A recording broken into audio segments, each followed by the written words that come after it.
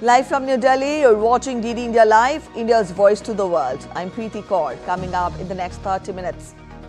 Paraguay President Santiago Peña arrives in New Delhi, receives a ceremonial welcome and guard of honor, meets External Affairs Minister Dr. S. Jaishankar, will also meet Prime Minister Modi today.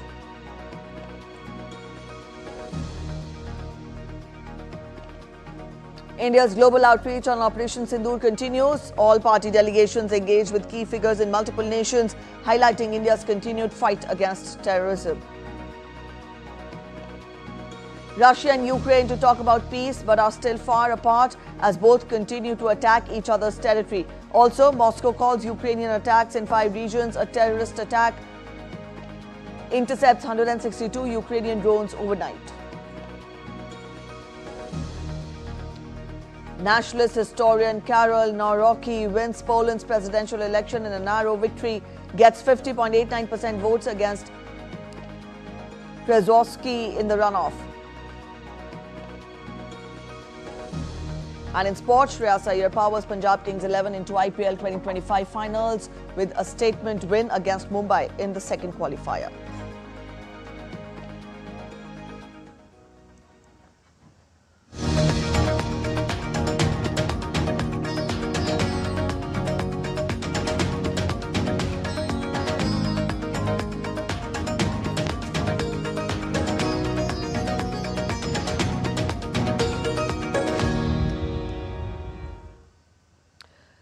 Paraguay President Santiago Peña received a ceremonial welcome and a guard of honor as he arrived in India on a 3-day visit on Monday. Now, this is the first visit of President Peña to India and only the second visit by a president of Paraguay.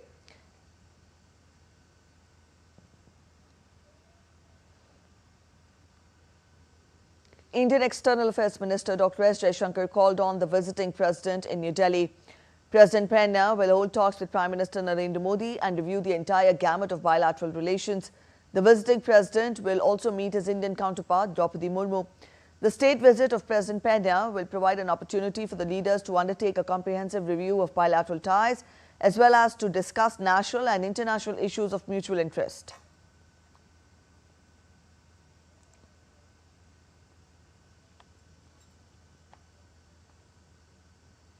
As part of India's continued efforts under Operation Sindoor and in line with India's principled and resolute stance against terrorism, 7 all-party delegations are conveying to the world India's strong message of zero tolerance towards terrorism in all its forms and manifestations. All-party delegation led by Member of Parliament Baijanth Jayapanda met with Mohammad Kouane, Chairman of the Committee on Foreign Affairs, Cooperation and National Community abroad in the Algerian Parliament on Sunday.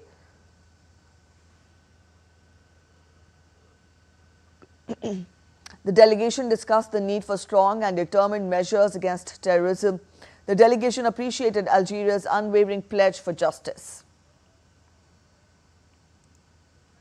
Another all-party parliamentary delegation led by Member of Indian Parliament Ravi Shankar Prasad met with UK Shadow Foreign Secretary Preeti Patel and her team to share India's firm resolve in combating cross-border terrorism. They also highlighted how Operation Sindoor exemplifies the new normal set by India in this ongoing effort. The delegation also interacted with representatives of Indian diaspora at India House in London on Sunday. They reaffirmed India's united stance and unwavering commitment towards combating terrorism in all its forms and underlined the readiness of India to continue to decisively punish any and all acts of terror.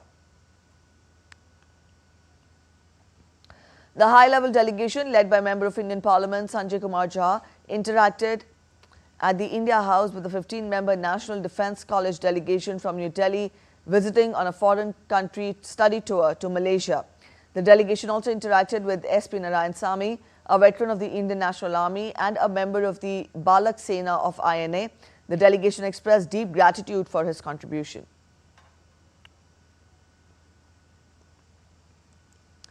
The multi-party parliamentary delegation led by Member of Indian Parliament Supriya Sule concluded their visit to Ethiopia on Sunday evening. The delegation in Addis Ababa held rich, intense and fruitful interactions with Ethiopian dignitaries, members of media, academia, civil society, think tanks as well as the Indian community in Ethiopia. During the meetings, the Indian delegation conveyed in one voice against India's zero-tolerance policy towards cross-border terrorism, and also briefed about developments since the heinous attack in Pahalgam. The Ethiopian side emphasized its own zero-tolerance policy against terrorism and also stressed that terrorism must be condemned. The delegation appreciated the solidarity shown by Ethiopian leadership in the aftermath of the Pahalgam attack and thanked for the support.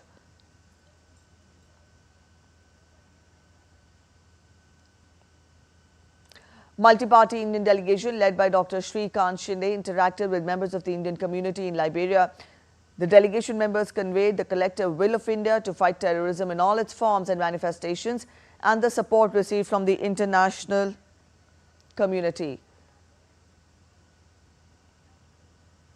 And from here, we will take you across to Hyderabad House, where the visiting Paraguay President Santiago Peña is meeting with Prime Minister Narendra Modi. These are the visuals we are getting for you from Hyderabad House, where Indian Prime Minister is meeting the visiting Paraguay President Santiago Peña.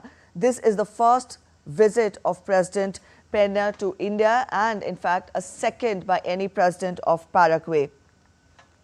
Both the leaders will be holding delegation-level talks. The visit aims to strengthen and also review the bilateral ties between the two countries across multiple sectors. Earlier, we saw External Affairs Minister Dr. S. Jaishankar called on the visiting dignitary, and now we see the visiting Paraguay President Santiago Peña meeting Prime Minister Narendra Modi at Hyderabad House in the national capital. This will also be followed by other meetings. The visiting dignitary is expected to meet President Draupadi Murmu as well. India and Paraguay had established diplomatic relations in 1961 and since then have built strong cooperation in trade, agriculture, health, pharmaceuticals and information technology. So these are the important areas where both the leaders will be working on enhancing the cooperation between the two countries. We'll keep you updated. The meetings have begun and we will get you the latest on what all transpired at the discussion table once the meeting gets over. The visiting dignitary, Paraguay President Santiago Peña, is holding talks with Prime Minister Narendra Modi. Moving on in the bulletin, an all-party parliamentary delegation led by Member of Indian Parliament Kani Mozi interacted with members of the Indian community in Spain on Sunday. The delegation conveyed a powerful message to the diaspora, emphasizing that India remains unshakable and united in its fight against terrorism, which threatens global peace and humanity. The delegation also interacted with Arturo Fernandez Alvarez, a Spanish businessman who was a survivor of the horrible terror attacks that took place in Mumbai on 26 November 2008. Arturo joined the delegation in condemning the menace of terrorism. Well, of course, the all-party delegation led by DMK MP Kani Mozi has reached Spain. And of course, today's engagement of the delegation is extremely important because, throughout the day, the delegation would be meeting with important senators here in Spain's capital city of Madrid. They are also expected to have a meeting with the foreign minister of Spain and also with the intellectuals and think tanks here in Spain and also meetings with the officials of the Foreign Affairs Ministry here in Spain, after which the delegation would be departing for Delhi after a successful visit of Five Nations, where the delegation have been successfully able to convince and put forward India's position on terror and how Pakistan had been sponsoring terrorism.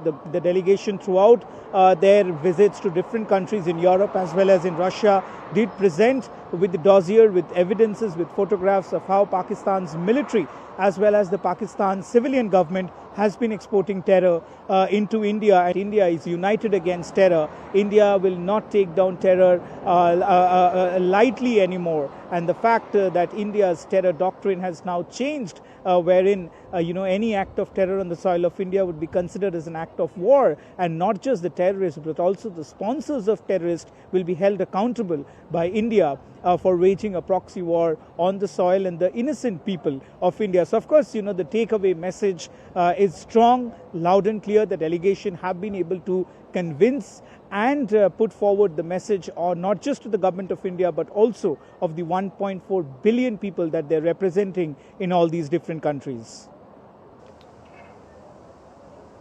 Well, the of course, multi-party parliamentary delegation leading India's global diplomatic outreach on Operation Sindoor has now reached Brazil, the biggest country in South America.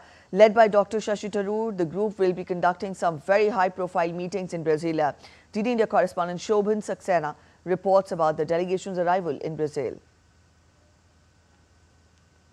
As India's diplomatic outreach about Operation Sindoor and cross-border terrorism continues across the world, the all-party parliamentary delegation, led by Dr. Shashi Tharoor, landed in Brasilia on Sunday morning. Well, we are on a 5-country visit. We've done 3 countries already, Guyana, Panama, and Colombia. And we are now in Brazil, though Sunday, it's now 1 a.m. on Sunday as we've landed, is actually a day of rest, which I think the team has earned after a fairly hectic program since we left. We then have meetings in Brazil all day, and then we proceed to Washington, which will be the final leg of our journey. In their meetings with Brazilian leaders, the Indian delegation will brief them about the terror attack on unarmed civilians in Pahalgam on 22nd of April. The delegation, which includes MPs of several political parties, will convey India's strong national consensus in the fight against cross-border terrorism. The MPs will also reaffirm the country's message of Operation Sindoor. On the whole, we've had some very good results. My team has been fully participating in everything. We are all equal participants in this venture. And here in Brazil, we're looking forward to having some very solid, constructive discussions. Brazil is a major power in the region. It's a BRICS partner of ours. We've elevated our relationship to a strategic partnership going back to 2006. So it's a country that really matters to us. And though they're not currently on the Security Council, we felt keeping them fully abreast of our position and continuing to keep the dialogue channels open is very important for us. Arriving in Brazil's capital from Bogota in Colombia, the leader of the high-level delegation said the meetings in South America have been very, very successful so far. In both Guyana and Panama, which are Security Council members, there was tremendous understanding and support for our mission and expressions of solidarity for our fight against terror. In Colombia, there had unfortunately been a statement issued during Operation Sindoor, which actually condoled the Pakistani victims rather than saying anything about India. So we had that rectified. We met with the government, and I'm very pleased to say that they have withdrawn that statement, and instead they have issued something very positive and supportive. During their stay in Brasilia, the delegation will meet members of the Indian community, interact with the media, and on Tuesday, before flying to Sao Paulo on the way to the US, the Indian delegation will pay floral tributes at the statue of Mahatma Gandhi here in Brasilia. This is Shobhan Saxena for DD India in Brasilia, Brazil. India's Commerce and Industry Minister Piyush Goyal is on a 3-day visit to France to strengthen economic ties and explore investment opportunities with global partners. Piyush Goyal held meetings with CEOs of Vicat and Total Energies, who showed strong interest in expanding investments in India.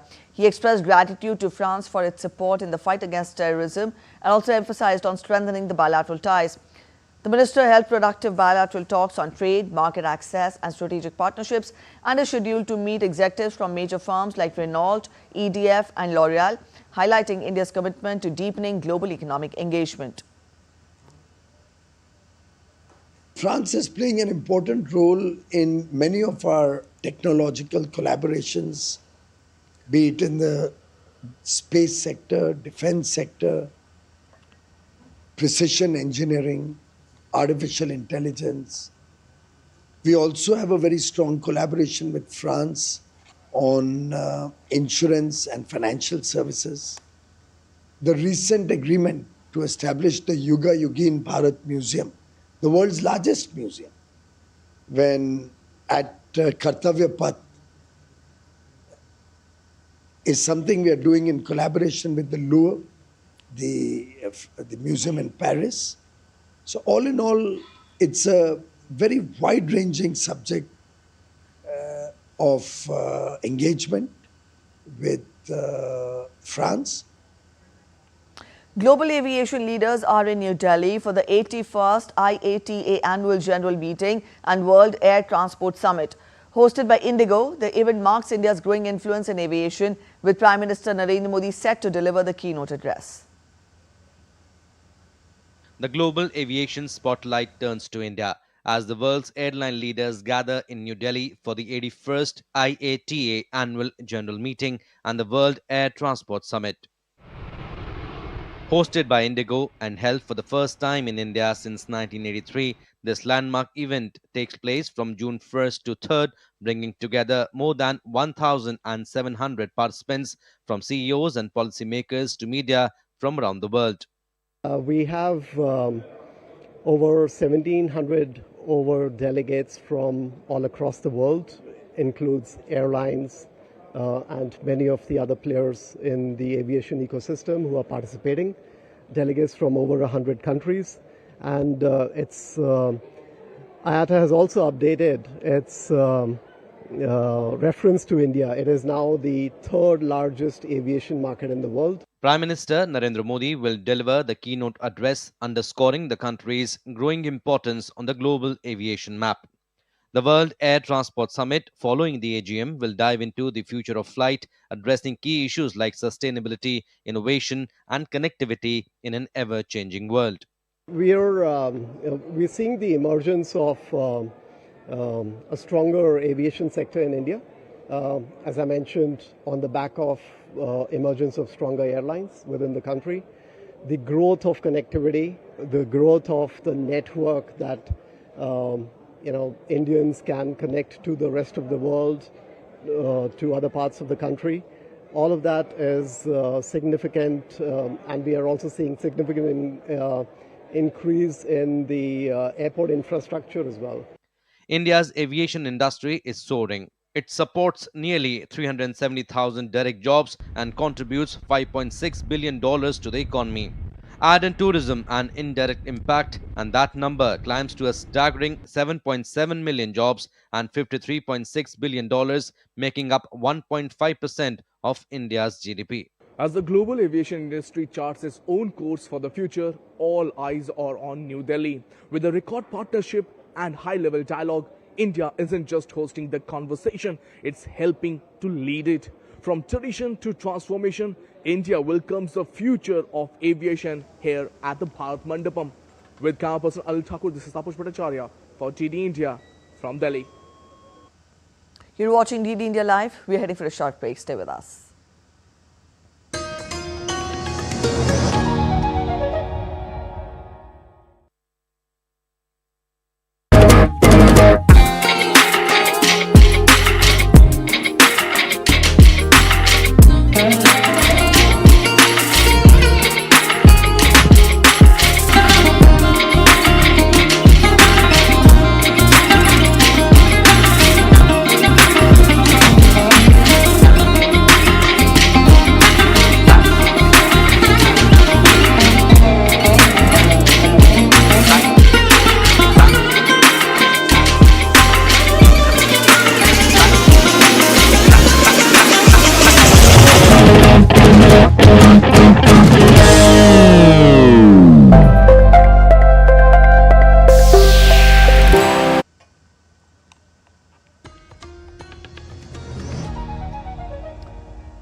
Welcome back after the break. You're watching DD India Live. On the eve of peace talks, Ukraine and Russia sharply ramped up the conflict with one of the biggest drone battles since February 2022. At least 7 people were killed and 69 were injured when a highway bridge in Russia's Bryansk region, neighboring Ukraine, was blown up over a passenger train heading to Moscow with 388 people on board. Ukraine attacked Russian nuclear-capable long-range bombers at a military base deep in Siberia on Sunday. Ukraine's domestic intelligence service, the SBU, acknowledged it carried out the attack, codenamed Operation Spider's Web, planned for more than a year and a half. Russia launched 472 drones at Ukraine overnight and also launched 7 missiles. Also intercepted 162 Ukrainian drones overnight. The majority of the drones were shot down over regions bordering Ukraine, with 57 intercepted over the Kursk region and 31 over the Belgorod region.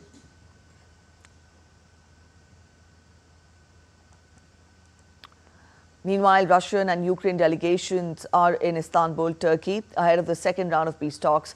The first round of the talks, more than a week ago, yielded the biggest prisoner exchange of the war, but no sense of any consensus on how to halt the fighting. Amid talk of peace, though, there was much war. The two sides will present their respective documents outlining their ideas for peace terms, though it is clear that after 3 years of intense conflict, in June last year, Putin set out his opening terms for an immediate end to the war. Ukraine must drop its NATO ambitions and withdraw all of its troops from the entirety of the territory of 4 Ukrainian regions claimed and mostly controlled by Russia. Polish nationalist opposition candidate Karol Nawrocki won the second round of the country's presidential election with 50.89% of the votes. Nawrocki, a Eurosceptic historian and amateur boxer who ran a National Remembrance Institute, campaigned on a promise to ensure economic and social policies favor over Poles over other nationalities, including refugees from neighboring Ukraine. His rival, Rafał Trzaskowski, the liberal Warsaw mayor and an ally of the government led by Donald Tusk, got 49.11%. While Poland's parliament holds most power, the president can veto legislation, and the vote was being watched closely in Ukraine as well as Russia, the United States and across the European Union. Mexicans chose their judges in unprecedented elections that sharply divided opinion in a country plagued by rampant crime, corruption and impunity. According to the National Electoral Institute, the turnout reached only around 13% of the 100 million eligible voters. With more than 880 positions to fill, many voters struggled to choose from the plethora of largely unknown candidates. The vote will elect 2,600 judges and magistrates, including all the Supreme Court judges, and also part of a reform pushed by former President Andrés Manuel López Obrador and his protege and successor Sheinbaum. Mexican President Claudia Sheinbaum said that the election will root out corruption in a flawed judiciary and instead allow people to decide who should be a judge.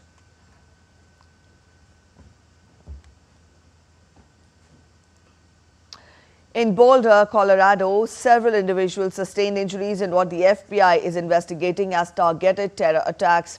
A man allegedly threw Molotov cocktail-like devices near pro-Israeli demonstrators. While police have a suspect in custody, the Boulder police chief refutes the FBI's terror claim, citing the investigation's early stage. Here's a detailed report. The Federal Bureau of Investigation in the US is investigating a targeted terror attack where multiple people were set on fire Sunday afternoon near Pearl Street Mall in Boulder, Colorado. Multiple people were injured, one of them critically, when an attacker used an incendiary device on demonstrators who were marching to buoy awareness of hostages held by Hamas terrorists in Gaza. Witnesses said the suspect threw Molotov cocktails that burned some or all of the victims who were part of a march for Israeli hostages. It's very scary and it's a huge shock. And it's a big thing that, sadly we've experienced before, but it's really scary and it's really upsetting that it's happening in Boulder. FBI Special Agent in charge of the Denver field office, Mark Michalik, said there were 6 victims aged between 67 and 88 years who were transported to hospitals. Michalik said a male suspect was taken into custody named Mohammed Soleiman, who was aged 45. Soleiman was hospitalized shortly after the attack. We're early in the investigation, but some details have emerged. I'm able to confirm there are 6 victims, ages 67 to 88. All of them have been transported to local hospitals.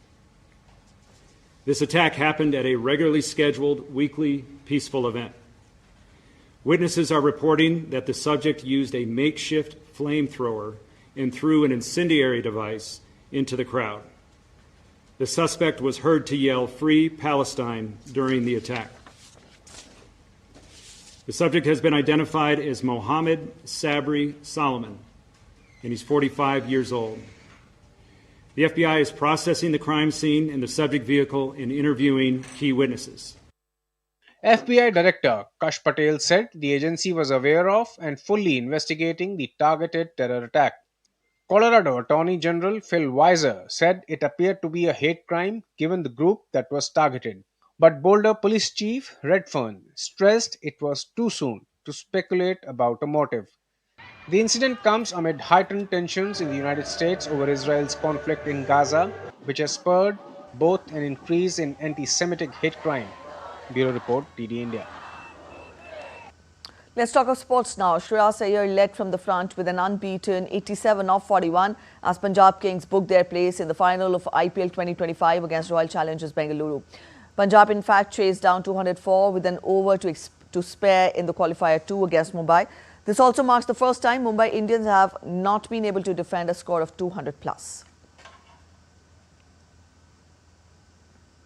That's it in this edition of the news this hour. Thanks for watching. Bye-bye.